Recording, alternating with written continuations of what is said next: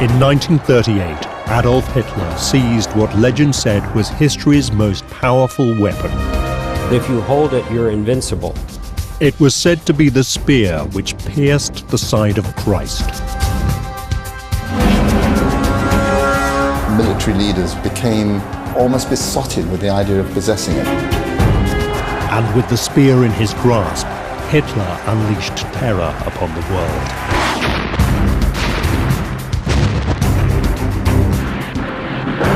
But in the chaos of war, this most valuable of Europe's treasures simply vanished. This was an emblem of war, twisted by the Nazis to become symbols of the Third Reich.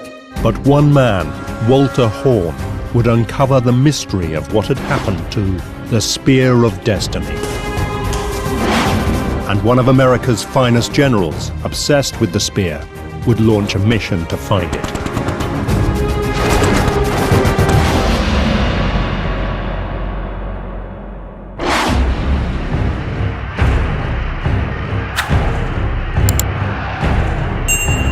In 1933, Adolf Hitler is elected Chancellor of Germany. Hitler was by no means a normal person to be leading a country in the middle of Europe in the middle of the 20th century, and especially one the size of Germany. He was a very embittered, lonely, twisted, abnormal individual who had an enormous amount of drive and this famous will to power. And that's what really, spurred him on. He is desperate to be the all-powerful leader of the German people and create a new Germanic empire. The trouble is, he had won less than half of the popular vote. His grip on power was nothing like as strong as many people think. I mean, after all, most people hadn't voted for Hitler. The country is divided, and to realize his dreams, he will need to unite it. Germany was, until just a few years before, in real terms, just a collection of very, very small states. You've got people in, all the way up near the Danish border, and you've got people all the way down near Munich and as far east into what would now be part of Poland. So how do you unify these people? Hitler encourages the Germans to look to what he says is their past. He wants to portray himself as a man who will restore Germany to a time when it ruled Europe. And he wants to extend its borders to those of the greatest German empire in history, the Holy Roman Empire. The Holy Roman Empire was first created by Charlemagne, Charles the Great, the Germanic king of the Franks in 800 AD. Its purpose? To spread Christianity through all of Europe. For 1,000 years it dominated the continent. At its height, stretching from the North Sea to the Mediterranean, and ruling over what is now Germany and much of Austria, Poland, Italy, and France. Now Hitler wanted to create an even greater empire in his own image. The 1,000-year Nazi Reich with himself at its head. He wasn't the type of person who would like to cut deals and engage in the art of statesmanship or diplomacy. This is a man who just wanted to drive things forward the way he saw the world should be in his eyes. But Hitler's difficulty is that there is nothing imperial about him.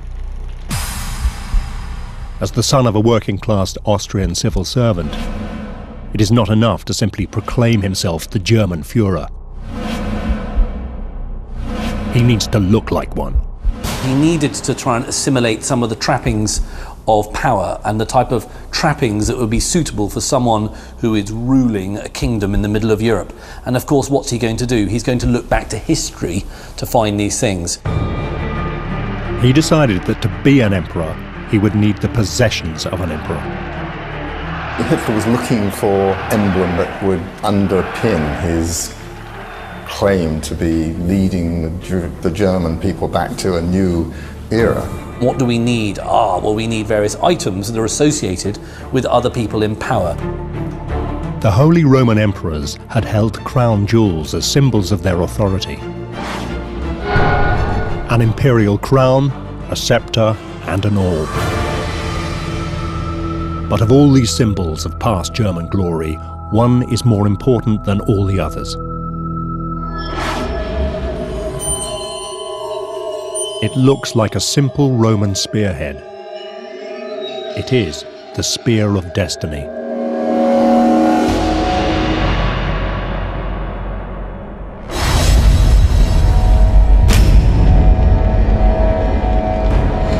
The Spear of Destiny was said to be none other than the spear that had pierced the side of Jesus Christ as he hung on the cross.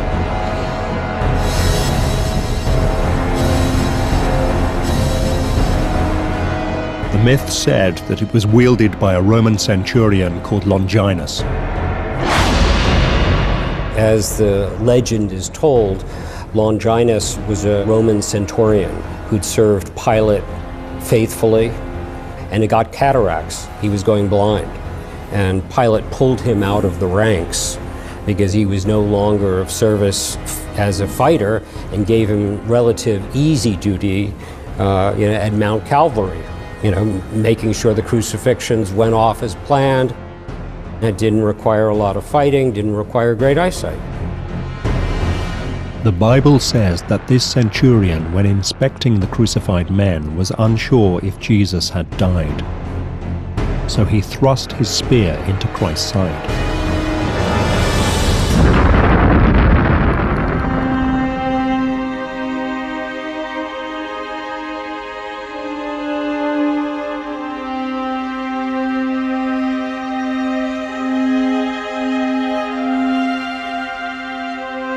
Blood allegedly dripped down the side of the spear into Longinus's eyes.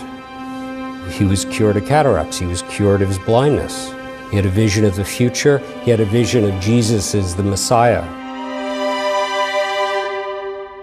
Longinus was converted instantly.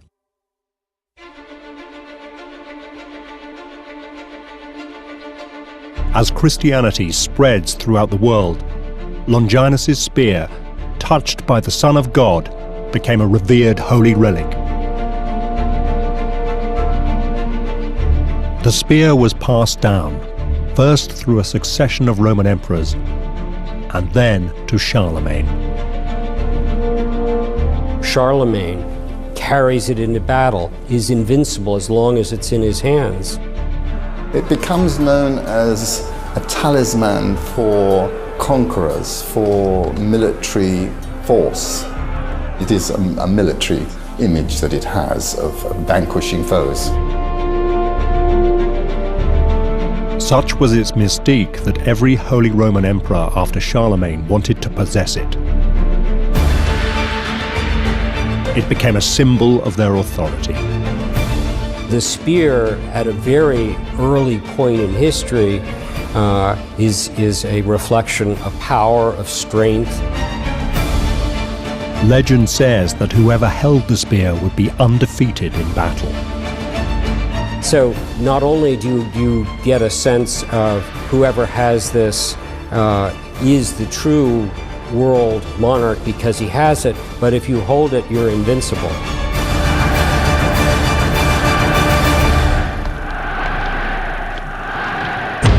It was clear why Hitler wanted it, but he didn't have it. In fact, it was in Vienna, the capital of neighboring Austria.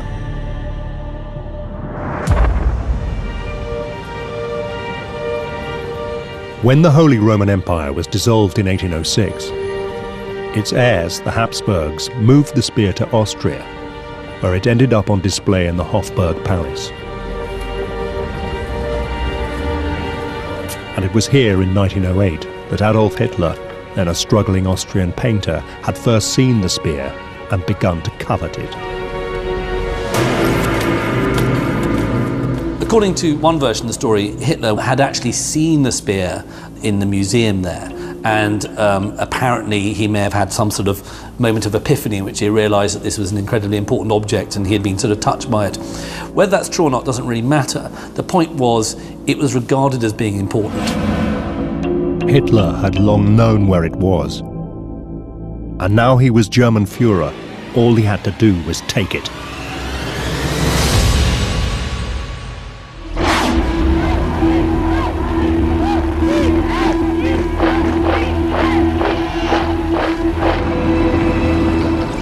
March the 12th, 1938, German troops crossed the border into Austria.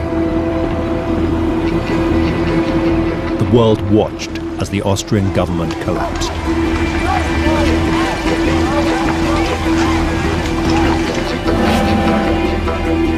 Hitler was killing two birds with one stone. He was reclaiming lands once held by the Roman Empire, and was now on the brink of seizing the Spear of Destiny. You've got to realise that Austria and Germany are, in Hitler's eyes, indivisible, and indeed they should never have been divided in the first place. With Austria in his grasp, Hitler now activated the second part of his plan.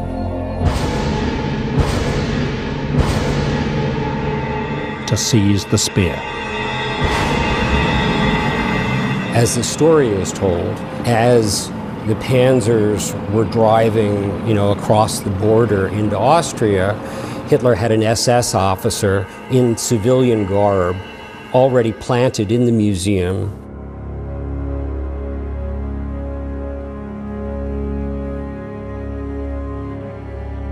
When he was alerted that the border had been crossed, he changed into his uniform, pulled out his gun, and stood guard over those crown jewels. Nobody was to touch them until Hitler arrived.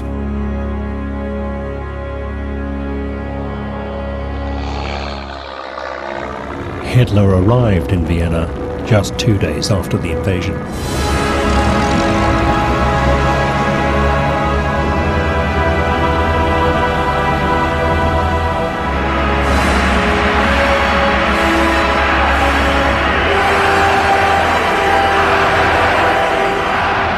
One of the very first things he does is to go to the Habsburg Museum, go to the display case where the spear and the crown jewels are, and opens it.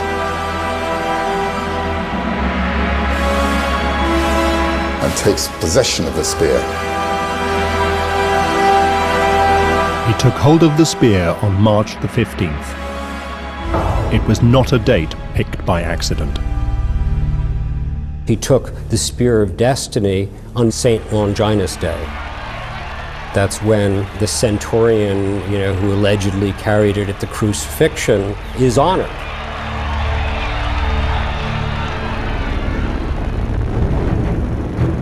Hitler took the spear to the southern German city of Nuremberg, which had been its home for centuries during the reign of the Holy Roman Emperors. There was absolutely no question where Hitler was going to take the spear once he absconded with it from Austria. He was going to take it back to Nuremberg, back to its spiritual home, what was to be the spiritual headquarters, the spiritual capital of Nazism, of the 1,000-year Reich.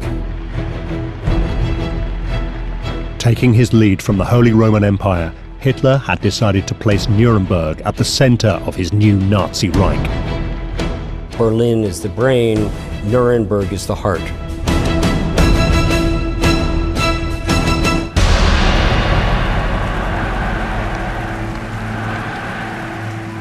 Here he had built vast parade grounds holding hundreds of thousands of spectators.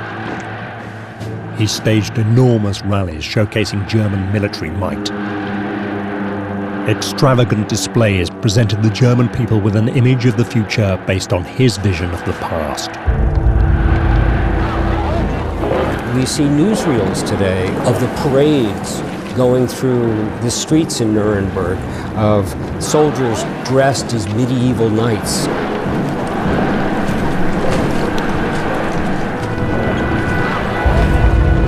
With mock-ups of the chest of the crown jewels, symbolic of being returned to the homeland. The 1,000-year Reich begins.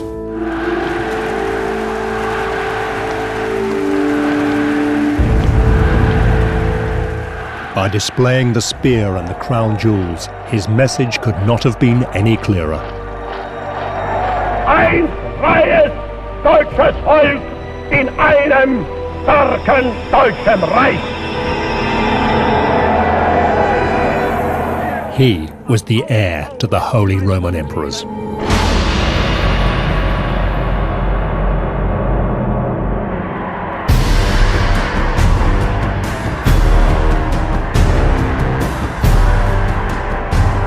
It was as if King Arthur had finally gotten Excalibur and was marching through town with it. And in a triumphal parade, I got it. With the Spear of Destiny in his possession, Hitler was convinced he would be unstoppable in his aim to conquer the rest of Europe.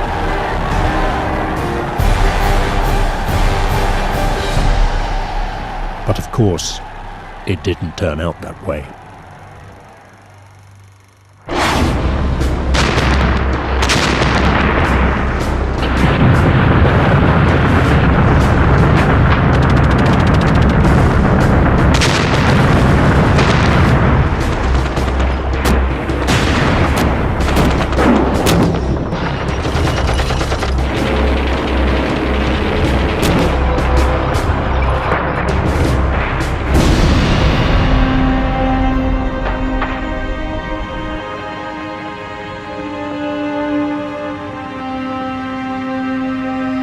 By the beginning of 1945, 5 years of war has devastated Europe. The spear has failed to bring Hitler the victory he had dreamed of. His ambitions lie in tatters. His empire on the brink of collapse. And in the chaos, the Spear of Destiny, one of the great treasures of Europe, has disappeared.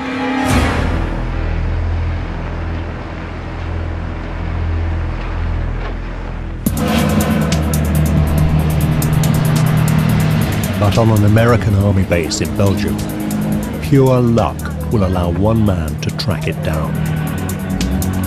Walter Horn is a lieutenant in the US Third Army.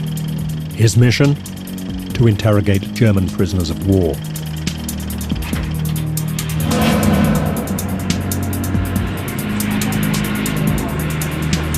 Horn is no ordinary American GI. For one thing, he's German. And 10 years earlier, he had narrowly escaped the clutches of the SS.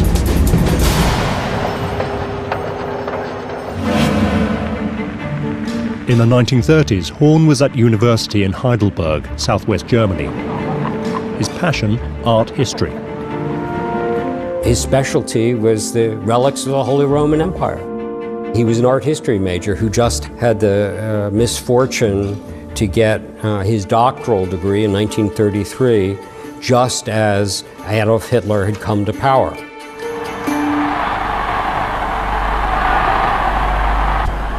As a historian, Horn found himself being sucked into Hitler's obsession with proving the superiority of the German race.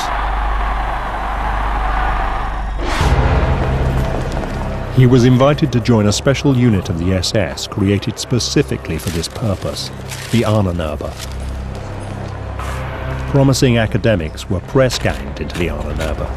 The job? To prove at any cost that German culture was superior to every culture in the world. And who better for the Ahnenerbe to recruit than the impressive young academic and PhD Walter Horn. Walter was perfect Nazi material. He had been a javelin contender for the Olympics. He came from fifth generation Germanic, Aryan stock. You know, he was young, he was good looking, he was well traveled. This was the kind of man the Nazis were looking for.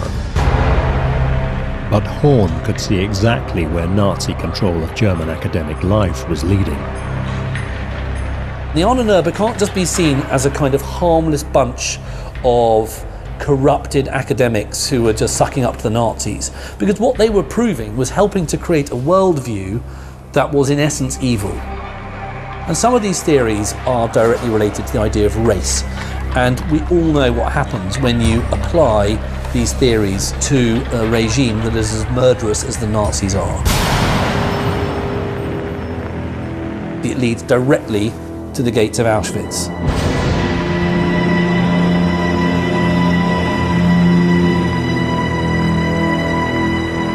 Horn wanted no part of it. So in 1934, he decided to flee Germany. He didn't want to give up his homeland, but he saw no option around it. One thing he knew is he had to get out of Germany. You know, the storm is coming down. This is no place to be. But as he began his flight to freedom, Horn learned that the SS were after him.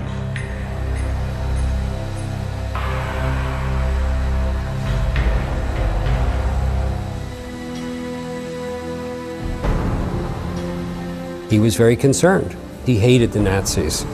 He didn't know if it was because of remarks that he had made about the Nazis.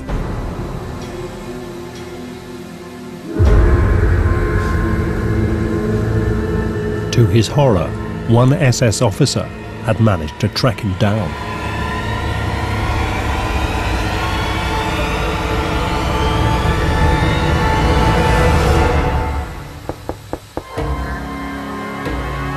The SS officer had his pistol, and I'm sure Walter was thinking that the end had come.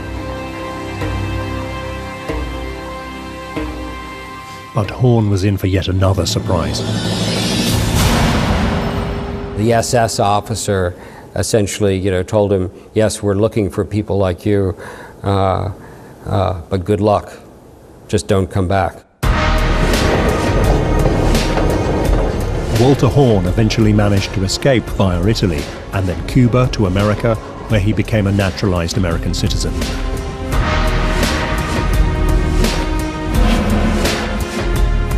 And that is how, as a fluent German speaker, he ended up in Belgium interrogating POWs at the tail end of the war. As the Allied armies worked their way into Germany, behind the front lines, you've got units doing various sort of ancillary roles that are nevertheless vitally important. One of these, of course, is to hunt for criminals. Straight manhunts. And what these people are doing, these war crimes units, is to hunt for evidence, which hasn't been burnt by the Gestapo. For months, Horn had been uncovering very little, but one afternoon, a harmless-looking POW changed all that. Quite late in the day, relative old man is taken out of the prisoner pen to be interrogated. Private Fritz Huber. Fritz Huber has nothing really to contribute, or so it seems. Private Huber said, "I'm sorry, I can't tell you any information because I don't know any information. All I've been doing is, slogging gun cases around." Walter felt sorry for him, offered him a cigarette, offered him a cup of coffee, and they just sat and chatted. Then, Huber revealed something that would blow Walter Horn's mind. Huber said, "I do know of a special treasure, a hidden treasure. Are you at all interested in art history?"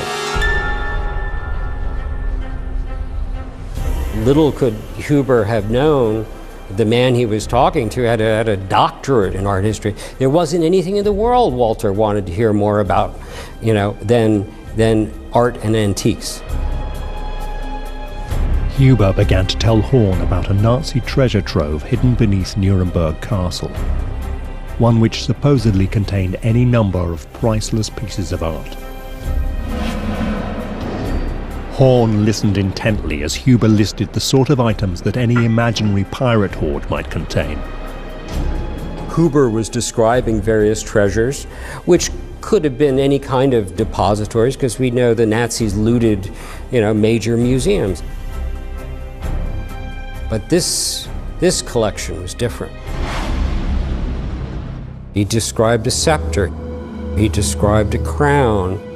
He described a golden orb, what they call, the world orb of Christianity.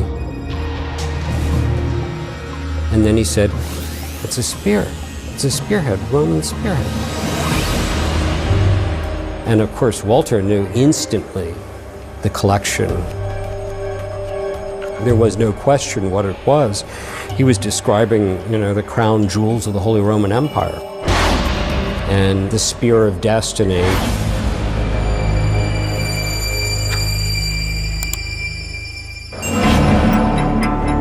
Horn pushed Huber for every detail and was amazed to find out the lengths that the Nazis had gone to protect the Spear of Destiny. Huber said his father had been hired by the head of the Nazi SS, Heinrich Himmler, to install a ventilation system in a hidden vault beneath Nuremberg Castle. And, oh, by the way, my mother goes in once a week to check on the treasures that are kept in this vault. She has to check the humidity, check against insects. My mother's got to wear white gloves. And as Huber is telling this story, Walter's getting more and more interested. Huber described a network of tunnels beneath the castle which led out to a secret entrance on the streets below. It looked like an active, ongoing antique shop and had two doors for bringing items in and out, but of course it was Nazis who were going the in and out.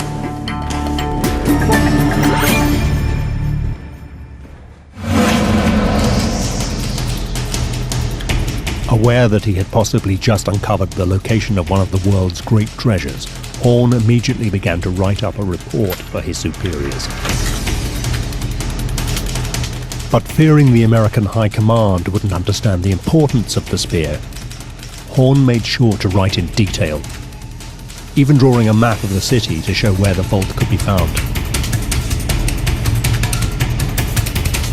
Walter Horn sat at a borrowed typewriter, and he typed up an intelligence report. And of course, being an art historian, I'm sure it reads more like a art history paper than a military intelligence report.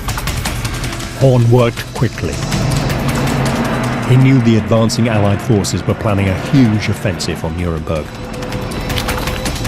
And he feared that in the battle, the spear could be destroyed.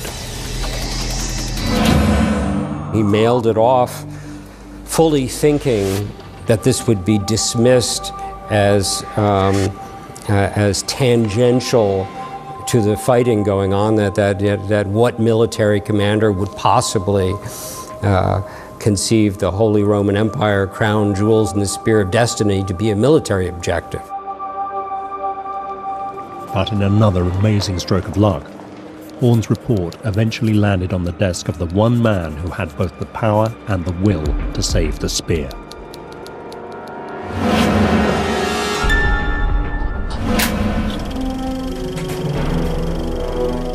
General George S. Patton, also known as Old Blood and Guts, was in command of the US Third Army in Europe and was one of the generals overseeing the invasion of Germany. A flamboyant man, often pictured with 2 silver revolvers, he was a brilliant tank commander and tactician. A Catholic convert, Patton saw himself as a Christian warrior. But more than that, he too was obsessed with the legend of the Spear of Destiny. He had even written a poem about what it must have felt like to plunge the spear into the side of Christ. I cannot name my battles, for the visions are not clear. Yet I see the twisted faces, and I feel the rending spear. Perhaps I stabbed our Savior in his sacred helpless side. Yet I've called his name in blessing when after times I died. As US troops battled their way across Europe, Patton had been attempting to track the spear's movements. His fear was that the spear, if not found, might be used as a talisman to inspire a Nazi resurgence. But so far, he had no idea where the spear was, until Walter Horn's report landed on his desk. Lo and behold, that's exactly what Patton was looking for, and he found it in that intelligence report. Light bulb went off. This was a military objective for Patton. On the eve of the assault on Nuremberg, Patton took an amazing decision. He ensured that a crack team of soldiers was sent to locate the secret vault. But it would be no easy task.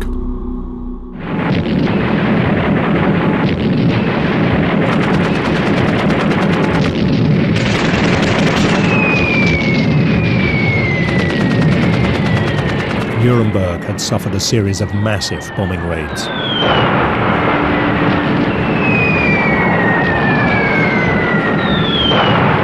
Thousands had died, hundreds of thousands displaced. They talk about the devastation in Dresden, but the devastation in Dresden essentially came from a fire that spread.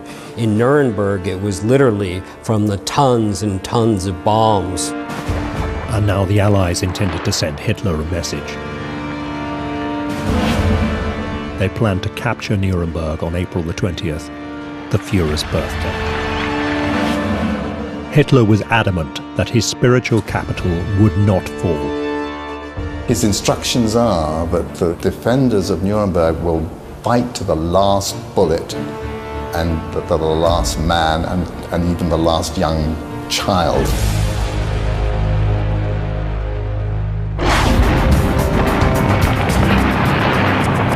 On April the 16th, the US Army began a fight to the death for the city.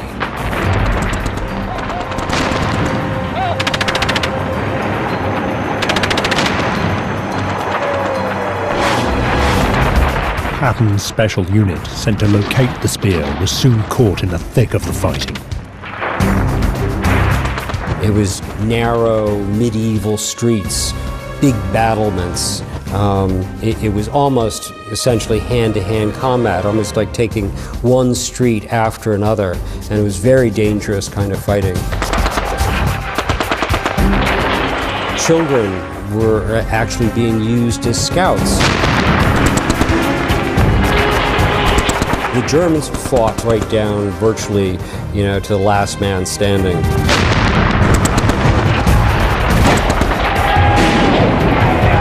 In the chaos of the battle, Patton's unit, armed with Horn's map, embarked on their dangerous mission to locate the secret vault.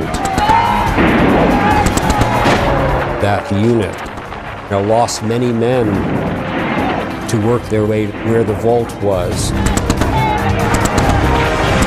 When they got there, they couldn't even find it. There had been such devastation, so many bombings, and they weren't even sure that they'd gotten to the location. But then they made a discovery. One of them found a crevice, a sort of tunnel-like thing, and they dropped in.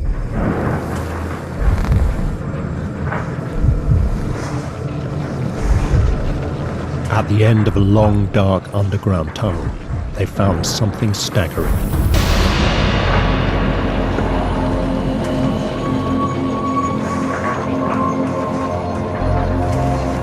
Set into thick concrete, a steel vault door 8 feet high and 12 inches thick. But there was a problem. The giant vault doors were locked shut.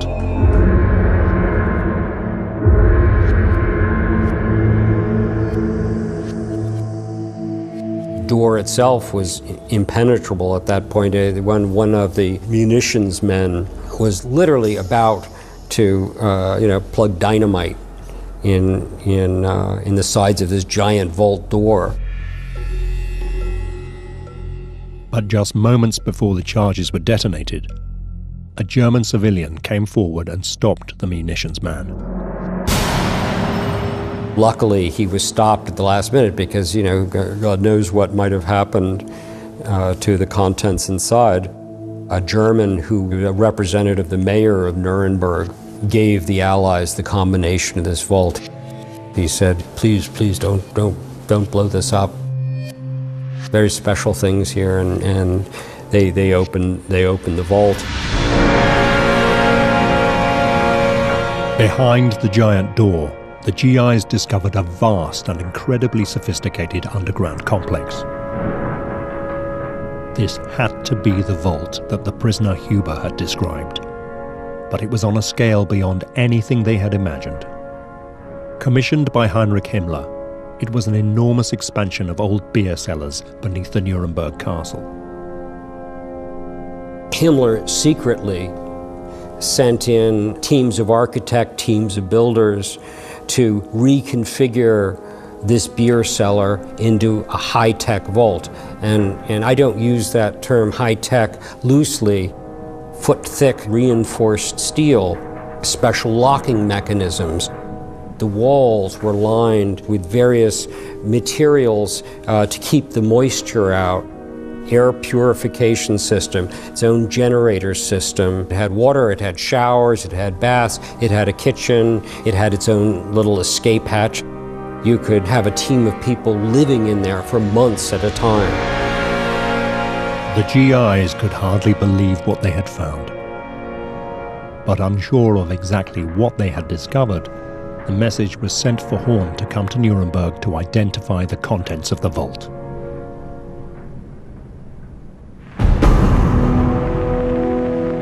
When Horn arrived, he was shocked by the state of this once beautiful medieval city.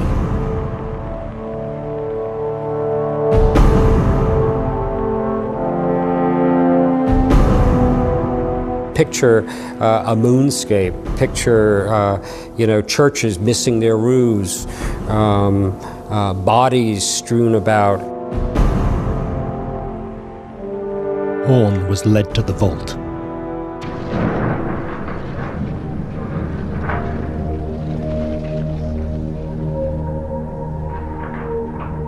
Even though the contents had been described to him by Huber, Horn was stunned by what the vaults contained. There is just this fantastic room full of Europe's treasure, which can rival anything you'll see in the Louvre or the British Museum, and it really is a real treasure trove. And the guys who went in there realised, my God, I mean, how much had the Nazis taken? Every box was just full of something more and more incredible.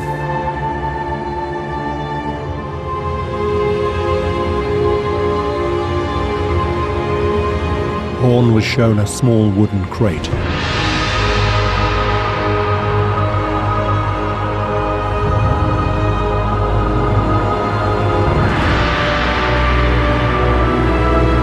In it, unmistakable to Horn's expert eyes, was the Spear of Destiny.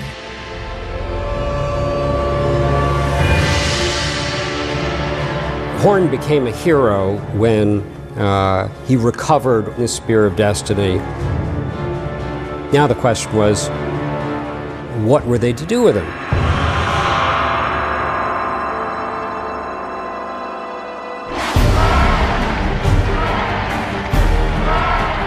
May 1945, the Allies declare victory over Hitler's Nazi regime.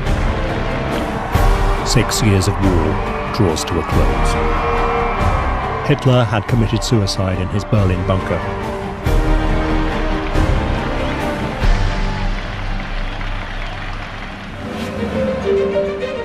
The Allies uncovered millions of dollars worth of Europe's finest treasures, stolen by the Nazis.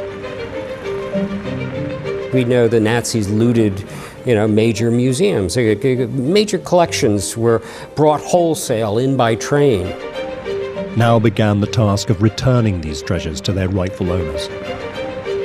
Walter Horn had assumed the spear would be returned to Austria. The Spear of Destiny come from the Hofburg Museum in Vienna. This is where he fully thought they would be returned to. Patton had other ideas. It seemed that Patton, too, had become bewitched by the power of the Spear of Destiny. Patton said and openly declared that these relics, this spear of destiny, are not artwork. These are emblems of war, twisted by the Nazis to become symbols of the Third Reich. Patton was the type of man who very much would have liked the idea of the Spear of Destiny, in his back pocket and wanted to take it back to the United States. Perhaps he believed, as did Hitler, that whoever possessed the spear would be invincible.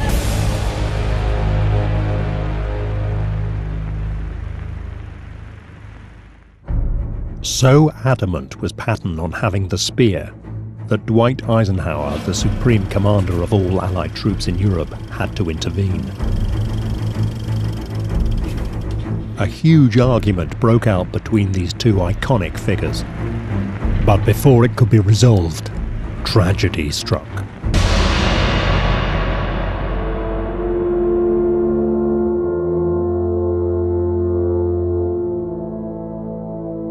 His car is hit by a lorry. He's virtually paralyzed. He's in hospital for a short period and then he dies. With Patton died the last obstacle to the spear returning home to Vienna.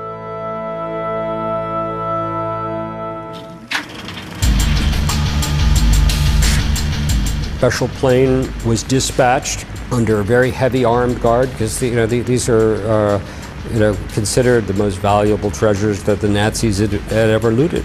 And there was a special return ceremony in Austria, and today they're back in the museum, essentially in the same room, in the same part of the museum where they were when Hitler took them.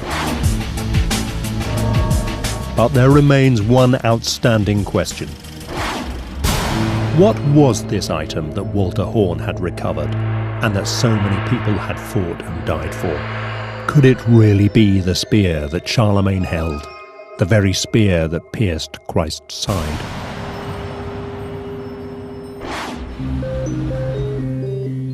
Robert Feather, a trained metallurgist, was the first person in 40 years to be allowed to examine the spear scientifically.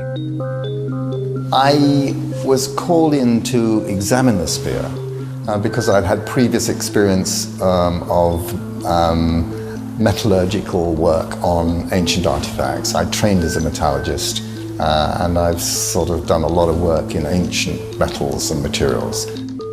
One of the first tests he did was to see if there were traces of blood on the spear. If it were Christ's blood, it would be the most staggering discovery of all time.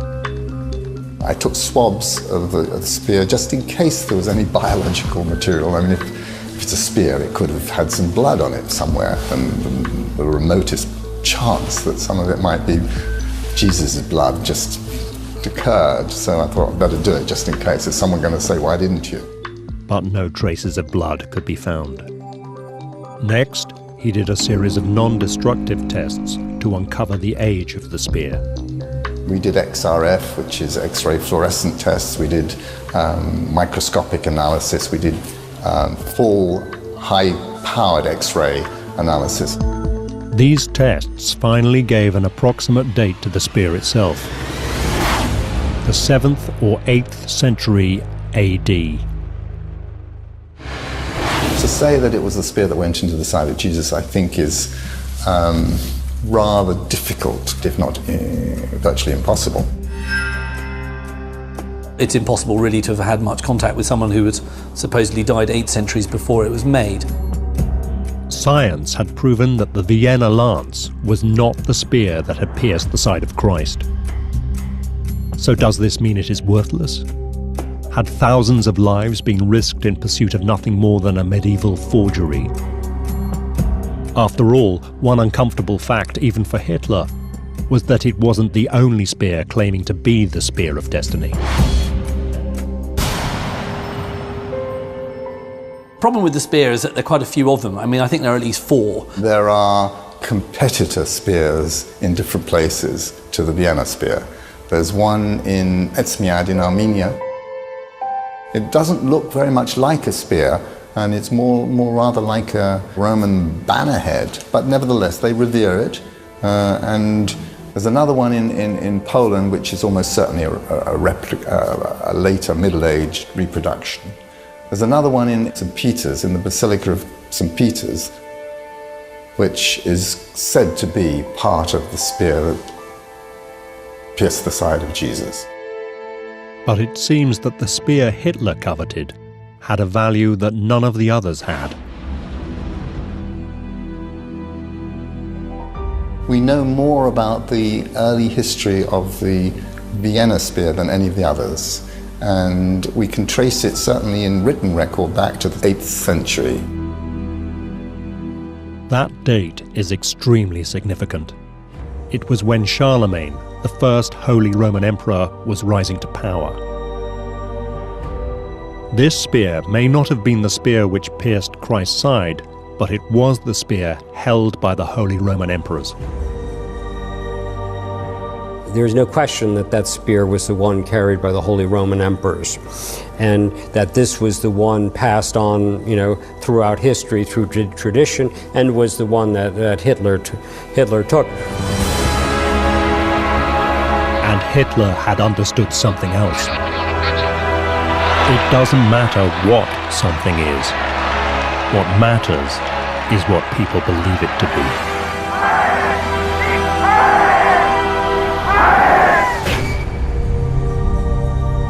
For centuries, the spear had been revered by the most powerful rulers of Europe, and that, for Hitler, was enough to make it something worth having. It doesn't really matter whether this was the spear that was shoved into the side of Jesus. It doesn't matter. It's what people think is what matters. It's what people choose to believe. The fact that it doesn't date back to the crucifixion doesn't make it, to my mind, any less valuable, because what it represents in the larger sense is what's important. Even though it's very easy today to look at it as all being part of, it's all mumbo jumbo, it's kind of, junk history, it's kind of mythology, it's superstition, it's important.